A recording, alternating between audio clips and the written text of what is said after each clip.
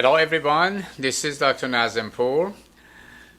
We are going to have another short video today, a continuation of episode Steps to Liberation. And the topic for today is, as always, is a very fascinating topic. I think this topic is very important because really all of us, there is no exception, we deal with this situation at least weekly, if it's not daily. And the reason we take things personally and how we do not take things personally. In interaction with other people, one of the major dilemmas that we have, misunderstanding, miscommunication. So anything we can say about it, of course, the way that we are interacting with other people doesn't flow the way it should flow. And it could be in a family setting, it could be, of course, in relationship. Most of the time, it can take place in family setting, including love relationship, relationship with friends. It could be definitely happening on the job and many other settings. So what happened majority of the time, as we all know that, we are in interaction with somebody, and that somebody, through maybe verbal communication, or maybe the action and reaction that they show us, we feel that we've been personally attacked. And that become, of course, the immediate sign of wounded emotion, an immediate sign of discomfort. And yes, if we don't go through the steps that we're going to go through and learn some of the techniques, we are going to react, and our reaction sometimes can be negative, and it can add to difficulties that we have with that person or group of people for that matter. So let's go through the reason that we take things personally, why we take things personally. Let's just say that we are in communication in a family setting. And the communication over a topic, a sensitive topic, and we both are having ideas and opinion of our own, and one person that we are communicating with, he or she, start making judgment about us, saying things or acting and behaving that we feel and we analyze and interpret that as a personal attack. An immediate feeling that comes to our mind and body, it's about feeling disrespected, discounted, ignored, rejected. And when we have those feelings, of course, it's going to follow with another feeling, which is a very, very major feeling. We feel being victimized. We are the victim. And then, of course, as we continue having that conversation and going through this dialogue, that, let's say, negative dialogue that we have with the other person, there are other things that is much more deeper in our mind and body, which comes out and become activated and become the reason that we take it personal.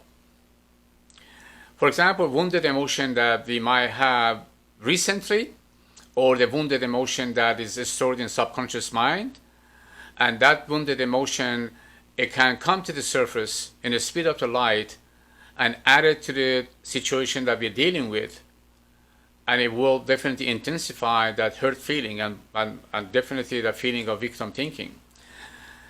And maybe there are other reasons that we can add into that list of the reasoning. If it's a miscommunication, misunderstanding. So majority of time, when we finish that discussion, hopefully come to some kind of a resolution. So if we are reasonable people, we say, oh, I'm sorry, I didn't mean that. It was a misunderstanding. And we go and elaborate and explain to the other person that why what I said, it was not exactly what I meant, or what I really, you received it, or you understood it. So for that reason, of course, we want to make sure that we are not really going and following that miscommunication and lack of clarity, and making the reaction that would be negative, and that negative reaction is going to intensify the dialogue and communication that we have with the other person. So keep those reasons, and they could be, we can add more reason that we take things personally. But let's just go to the next level. how we do not take things personally, which is a major, major way and solution. If we take things personally, and everybody say, well, that, and that's another interesting point that I want to make to you. A lot of people say, well, it's not about you. Why are you taking it personally? It's about them. Well, I mean, yes and no. Well, majority of the time, yes. Let's say that. But we want to really look at our part.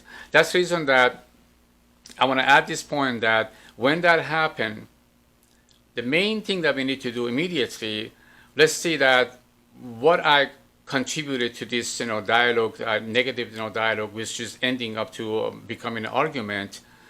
And for example, if you're in a family setting and you come home, you're tired and you're not feeling good, you had a bad day, and you have this discussion with your spouse, and it doesn't go right, and your spouse on the other side saying something that you take it personally, but you got to remember that if you are reacting negatively, part of it, maybe 5%, maybe 10%, is because you didn't have a good day, you're not feeling good about your day, and of course your reaction is going to be, of course, intensified in reaction to what he or she said to you. So that's the reason that sometimes we want to make sure that at the moment, from the beginning, we pause. If it's a face-to-face interaction, we need to, from now, start practicing, which I hope that doesn't happen as often, but let's say just it will happen to all of us, that we're going to be in an interaction with somebody, and one of us is going to take it personally. Let's say when we take it personally, the main thing that we want to do, level one, I call it level one solution, is pause. Walk away if you need to, if you have to, and excuse yourself and walk away. And shortly, and of course, nicely. If you're on the phone, if you're in dialogue and through the text or email, that makes it a little more easier. You have much more time, and you can have that pause, and you can have that moment, and suppose in your mind and your emotion walk away and stop. And with that technique that we use, we give it a space and give us that chance of being more reasonable. And when we are having that opportunity to be reasonable about this in dialogue, so we're going to make sure that we are not going to that intensity through our reaction. And from that point, we can go back, and with that little time that we created, we're redirecting our thinking, we move away from negativism, we move away from the victim thinking. And of course, we're going to talk about it more, but we can expand our vision and broaden our perspective, and change that view that it's subconsciously guiding us to react harshly or become defensive or even go to a revengeful maybe kind of a mode. So that's the one major technique that we can use to not to take things personally, and at least stop it and slow it down to go to the higher level. Second level of how not to take things personally is we need to go and find the roots of it. It's a little more deeper. We can go deeper. And the roots of it is, of course, we need to look at our own insecurity. And where is the insecurity coming from? From our low self-esteem, lack of self-confidence, lack of faith and belief in our own self. As we become more confident, as we become more certain about who we are, as we act as we talked about it before, based on our true self, so we're going to be much more calm, much more collective, and less defensive and reactive. So that's one of the things that we want to always remember that. And low self-confidence, which is going to create insecurity in us, you can link it to ego, which we all know about ego. I know it all, I know better than anybody else, or I'm better than anybody else. And of course, we are self-protective. And ego is, unfortunately, it's a fake sense of being higher and being better. And an ego comes from self-protectiveness. And when we use and allow that sense of self-protectiveness come and supposedly guide us, then our reaction is not going to be positive. Now we want to protect. Now we want to defend. So we want to really look into that situation about how much of my ego is coming to help me, supposedly wrongfully. And from there, of course, we can go to the level of expanding our vision, as we always, believe that it's all about narrow-mindedness, and it's all about how we can expand our vision in any situation. As you expand your vision and you broaden your perspective, we're going to have a less chance of becoming defensive and take things personally. And then from there, of course, we can link it to a sense of solitude, mindfulness, meditative mood, and of course, we can use some spiritual thinking. We can connect to the source of energy, connect to the universe, connect to your higher power, and then see it in a different way. We want to change our perspective. That's the goal. The goal is that we change our perspective. And sometimes we see that some of us, unfortunately, subconsciously, we think negative. We don't trust people in a general sense. We have issues of trusting other people. And we look at the life in a more of a negative way than positive way and dynamic way. As we always talk about, we need to be dynamic and proactive. But subconsciously sometimes, and that's something we need to take a look at it, become more self-informed and have self-awareness. So we can look at that aspect of our perspective and thinking that how negative I can be. And of course, if you're negative, if you're thinking negatively about people and you don't believe in them, and you believe that they have some bad intention, our reaction is going to be much more intensified. So these are the things that is going to be a little more deeper. And as we go deeper, we're going to find much more solution and more definitely universal and spiritual solution. And we're going to become calm and collective, and we're going to be happy about our own reaction. Yes, still, we're going to respond. Of course, if you need to respond, if you need to clarify, have some level of clarity with the other person about what he or she said to you, that's perfectly fine. We don't need to walk away. We need to just clarify, but again, in a calm manner, not in an aggressive and angry manner, and not to have that negative reaction, and not to think that other people have something, negative about you. Even if they have something negative, if they are negative also, if you see something that is a pattern, so that's a different thing that we can look at it. And of course, I'm going to make some suggestion as we continue. So with that deeper soul searching and finding the reason that why I'm acting the way I'm acting, and I don't want to take things personally. I don't want to go to that intensity. So those are the very much simple solution we can always use. And the bottom line is one thing, as we talked about it before.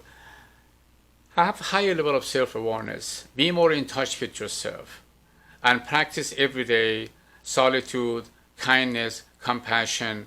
And yes, as we talk about it, go through this balancing sense of physical well-being, mental well-being, emotional well-being, spiritual well-being.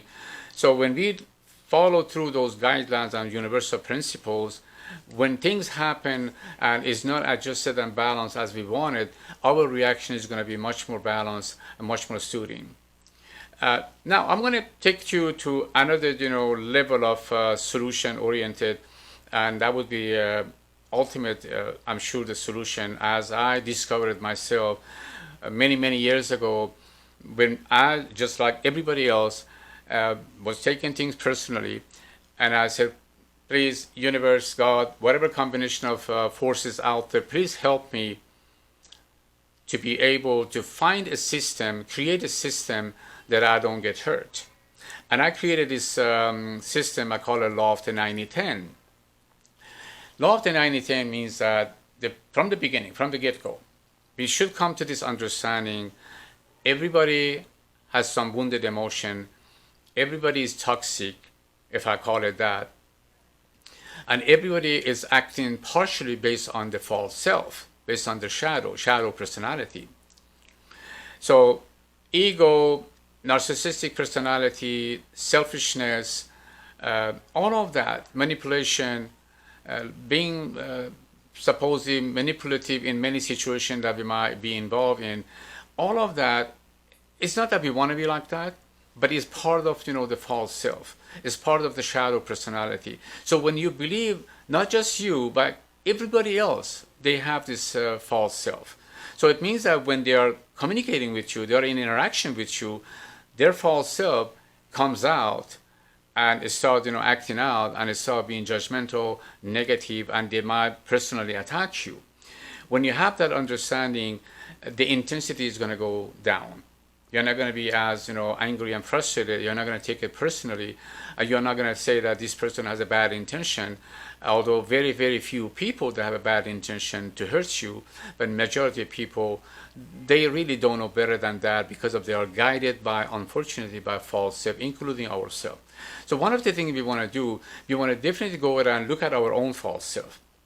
We want to bring out our authentic self and true self. Let that true self and authentic self to guide us. So at least when you're in touch with your true self and authentic self, you're not going to have that tendency of being overreacting or being harsh and mean to other people. You can explain, you can set boundaries. Sometimes we need to set boundaries. So with that law of the 90-10, let's just go to a little more detail. Why we call it law of the 90-10? Nobody gets 100 point in our book. We give 10-point bonus to people who we love and who we are close to. That they can make mistake, they can say something or act maybe in a way that will be personally not positive towards us. So we give them 10-point bonus that they also, we even love them, but they can also make mistake. So we give them 10-point bonus point. So we are not going to get angry and frustrated. But again, nobody gets 100, so we start with 90. And then what happened when we see some situation that is not suiting and maybe is not going well between us and the other person, we deduct point. We don't drop people. We deduct. Unless the deduction is becoming high and higher and higher, and it becoming a pattern, their behavior, their personal attacks, their poor judgment, they become higher and higher and become a pattern. Some from there, of course, we might consider leaving or separating and of course, moving away from that human being or that maybe group of people. But I don't recommend that we do it right away from the beginning, which majority of people did do that. That's a kind of a wrong tendency, because it's all about unity and oneness. So we want to really make sure that we deduct, not drop. So from that angle, when we look at it, yes, if somebody is abusive, physically, emotionally, and otherwise, and they're doing unethical, immoral, illegal activities around you, which you're going to be affected by that, yes, you got to drop that person. You got to move away from that person. Not with animosity and anger and frustration and hatred and revenge and any of that. Because logically, you don't want to continue dealing with a toxic person or toxic group of people because of, again, what I mentioned. And you got to get to that level and then be fair and evaluate it in a right way. So with that law of the 90-10, you deduct, we don't drop, unless you come to the point that you really need to drop. So, and then from there, of course, the main thing is that we continue working on ourselves. We continue bringing our true self out. Let the true self to guide us. And when we have that true self guiding us, we're going to be much more calmer, much more collective, and less reactive. And of course, as we said it before, other people's ideas and opinion and reaction and action towards us doesn't have any power unless we react to it. When we react negatively and with anger and frustration, then it means that we allow it to affect us. So we have the power. So let's exercise the power, and let's just make sure that we have hopefully a better relationship with other people, definitely with people that who we love, and don't let it go to that level that we are going to have more fight and arguments and more separation. Thank you for being with me, being with us. Looking forward to see you again. Have a wonderful and passionate life.